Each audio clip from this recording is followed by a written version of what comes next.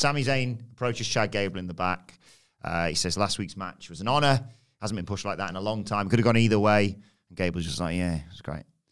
Zayn's like, what's wrong? I'm like, come on, Sami, work it out. Gable said, look, last week's match meant more to me. And Zayn's like, come on, that's not fair. I've got a family at home. My kid cried when I lost as well. We've got kids. Yeah. You can't tell me what this means to me. Because you don't know what it means to me. You get it? No, I don't. Gable said he knew all of that. The issue isn't about that. Zayn was like, what is it then? And he's like, you can't beat Gunther. And then we go to the contract signing. Gunther's out there in a resplendent in a suit. Sami Zayn isn't. And Gunther says, look how important this title is, this match is, this contract signing is. And you dress like a bum in the audience, basically. And Zayn says, your smug smile's starting to piss me off. I know you don't think I can beat you. People didn't think I could even make it here in WWE, let alone win championships or main event WrestleMania. I ended the longest tag team title reign in history last year, and I'm going to end the longest IC title reign this year. He signs the contract. The crowd are loving it. Gunther tells Sami, you should listen to Gable. The fans love you, but they know that you can't beat me. And I don't think you believe it in yourself either. You're going to receive the beating of a lifetime on the grandest stage of them all, and your dreams are going to meet reality. And Gunther signs and goes to leave. But Sami tells him to wait. He says, you don't see belief in my eyes? Why don't you look again? Get a good long look, because you're looking in the eyes of the man who's going to take you down at WrestleMania. And then, we see Zayn storm through the back, and then we get the match. And then Zayn confronts Chad Gable in the back following this. I wanted to know why he thought he couldn't beat Gunther. And Gable's like, look, this isn't just a physical game with Gunther, it's mental. You made a career out of being the underdog that kind of gets out of any hole that he's in. You find the window of opportunity, but that simply doesn't happen against Gunther. He's a different kind of animal than anything you've ever faced. And if you don't change your mentality, you won't win. Big stuff, this. Arguably, potentially, hyperbolically, the real WrestleMania main event. No, it isn't. I know, we got to get a title out of it. Just play the game. But in another year... There's literally 2 main events, and they're both much bigger than this. In another year... title, and it's going to get SEO in there, so come on. In another year, maybe. And again, say this quite a lot, but we have to change the conversation on the Intercontinental title forever now. Like, the Brett, Shawn, Razor stuff is dead. If you win that belt, and this is to Sami Zayn and Chad Gable and everybody else, if you win that belt and you're not upholding what we thought about it while Gunther's got it, then you failed. Like, you rehabilitate that belt for a reason. It's not like Gunther has rehabilitated this. This reign has rehabilitated it. A Booker. Triple H has rehabilitated it too. It's everybody. But then you have to put just as much care in after the fact, and that's pressure, and that's good pressure. Yeah. Because all Intercontinental title builds should feel like this one. It should matter just as much to the next challenger it does to Sami Zayn here at WrestleMania. The years that this belt didn't get defended on WrestleMania and nobody gave a toss, right? Or the years it was thrown up in a multi-man because it was just something to do for a bunch of guys that you forgot to come up with any creative for, and it's February. Yes. Like, years and years and years and years. And nobody really flagged it as abuse to that belt because, again, you lost faith in it. There was 2 world titles. There's 2 secondary titles, and this one used to have meaning. We're back.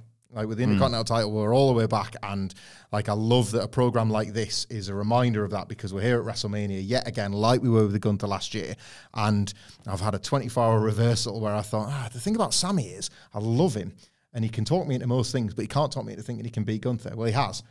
So, well done, Sami Zayn. And I know that's a subjective thing, and everyone's going to have their own feelings, but I just thought Sami Zayn was exceptional here. He used the exact same line he used against Roman Reigns about winning that title, and he failed.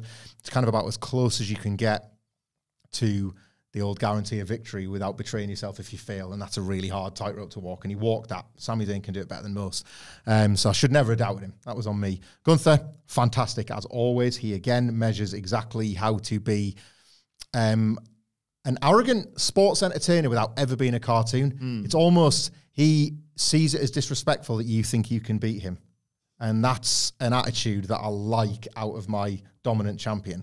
Hamflet bingo coming because Triple H found a link that I hadn't thought about. The ending a title reign last year that was the longest of all time. That's good stuff. Yeah. Sami Zayn has, like, there you go. I have got previous, and here's how. I hadn't even considered that. I'd forgotten that Usos' reign was as long as it was, and brilliant. That's what I want as a... One thing might get in Gunther's head, and it's that. If you believe all this to be real, that's the thing that Gunther should be thinking about, should be gotten to, because on this stage... You haven't done it like Sami Zayn's done it, and I'll buy all of that. On Chad Gable, Sidge mentioned last week that he thought a heel turn was incoming, and I still think that might be the case, but I could just as easy see that as a screws him out the title out of resentment, or uses this as a, like, he's negging him into beating him, and then waits for Sami to win because he's got his own doubts and his own sort of lack of self-belief over Gunther, and then beats Sami Zayn for it as a heel. For Chad Gable here to say beforehand, you can't beat him. Now go out there and speak to him. And then afterwards bollock him for not having the commitment. It's like, you're the one that put that doubt in his head, you little bastard, right? You made a point in the office, half flippantly, but then the more we all sort of thought about it, oh yeah, maybe. Like, Chad Gable joined Imperium, bit weird. Chad Gable believes the ring's sacred, and he was wearing a suit last night. Sami Zayn wasn't. He was dressed as Gunther would like, to be a challenger for the Intercontinental title, the prestigious Intercontinental Heavyweight Championship. He was dressed for the part, but it's not his part anymore. So I quite like those little details as well, to be a little bastard and then have Sami thinking after the fact, like, oh, and you put me in the bad. I was ready to go and sign a contract, and you've made me feel bad about this. So I just thought the way that it was all structured was really nice. We have made a point on this podcast to not go hog wild in the praise of, thank God Kevin Dunn's out of here. But that was a really nice shot. Following Sami Zayn all the way to the back to feed into the Awesome Truth coming in, and then like you having a minute to sit with Sami Zayn. It reminded me of when John Moxley stormed into the building. Like, a man is pissed off about a thing, and you're going to sit with that for a minute. Like, I can't remember WWE ever doing that. Probably somebody will correct me if they've got a better memory for this in the comments. But like, considering what he was walking out from, and the challenge of his life since the last challenge of his life, last WrestleMania. I thought this was a really inspired choice to have you go on that little journey back with Sami Zayn to go and find Chad Gable. Yeah. All right then, mate. And then Chad Gable was like, yeah, but also this. You've changed the rules. Like, what are the rules here? And the rules are, it's really hard to beat Gunther.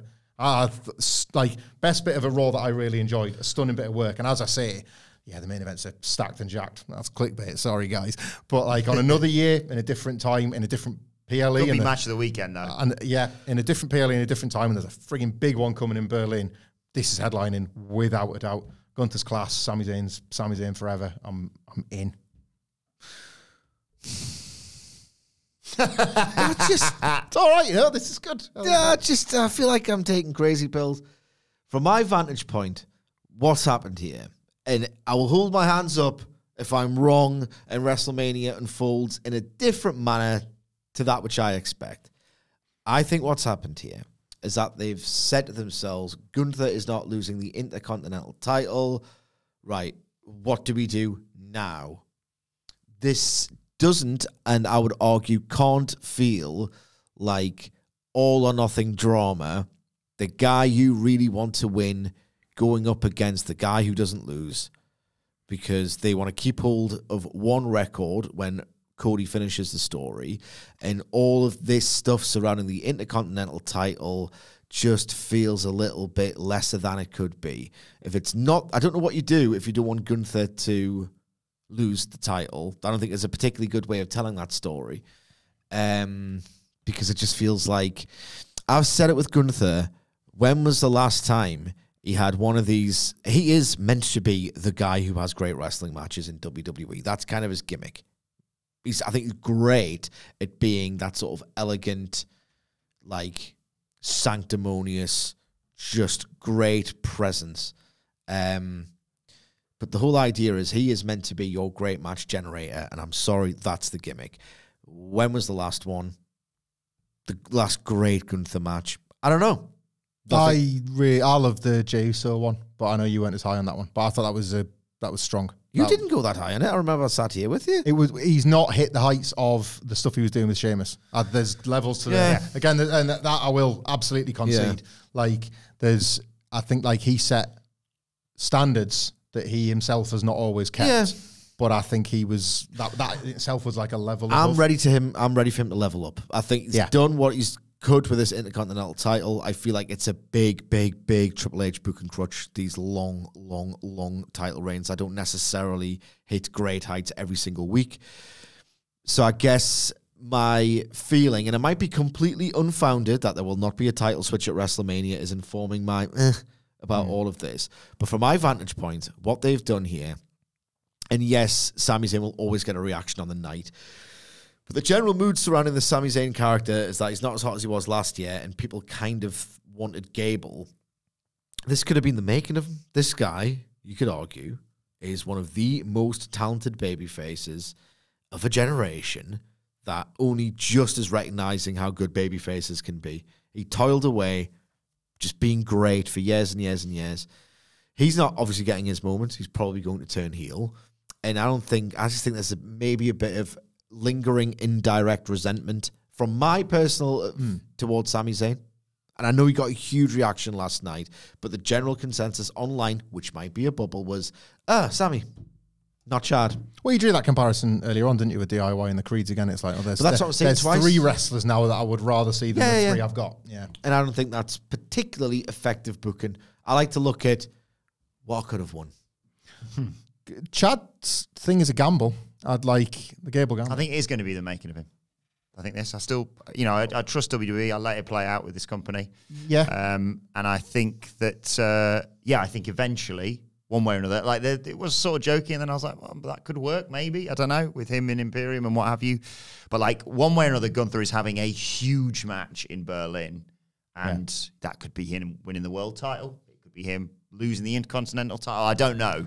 But I have faith that they aren't, they're not just gone, well, Sami's taking your spot, so just go off and do something else, Chad. Yeah, I think there's, I feel genuine intrigue around this Chad Gable thing, and that's a hard thing for pro wrestling to summon up, because typically, and we're sat on this podcast because you like to think you kind of know where things are going to go for the most part, and I can't quite figure it out with Gable. I don't share Sidgwick's thing of like, that might be a thing lost there. He was the babyface to go with, but only because, again, this is clearing low bar stuff.